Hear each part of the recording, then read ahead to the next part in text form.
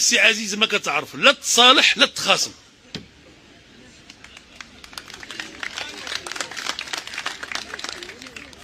لانه لو كنتي كتعرف تخاصم تبقى شاد في كلمتك وفي القانون الاساسي ديالك سجلتيه في الجريده الرسميه وسحبتيه وعاود عدلتيه.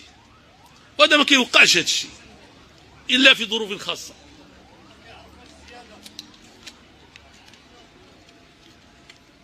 ماشي المشكله ديال الزياده، المشكله ديال هذا السيد هذا ما عندوش هاد الجوج، ما عندوش الرجال وما عندوش الثقه، عنده المال والمال ديال الدوله.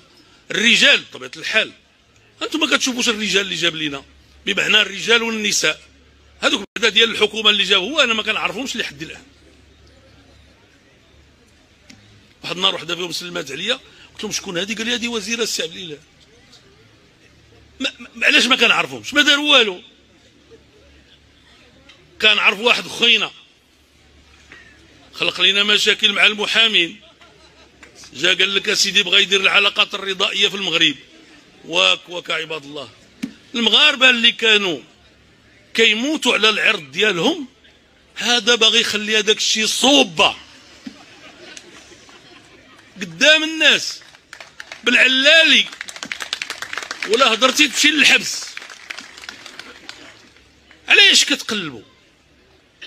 وثم واحد القضيه انا مازال ما فهمتش كاع شنو باقي كيدير في ديك الحكومه.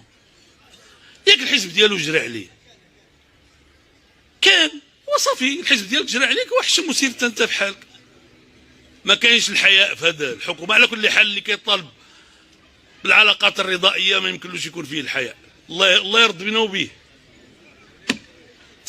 يا حصيل قلتي هذا عيب، هذا عار، الأسرة في خطر.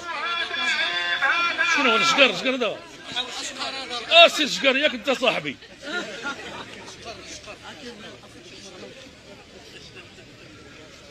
خلينا غير نهضر. قال الناس اللي عندهم 65 سنه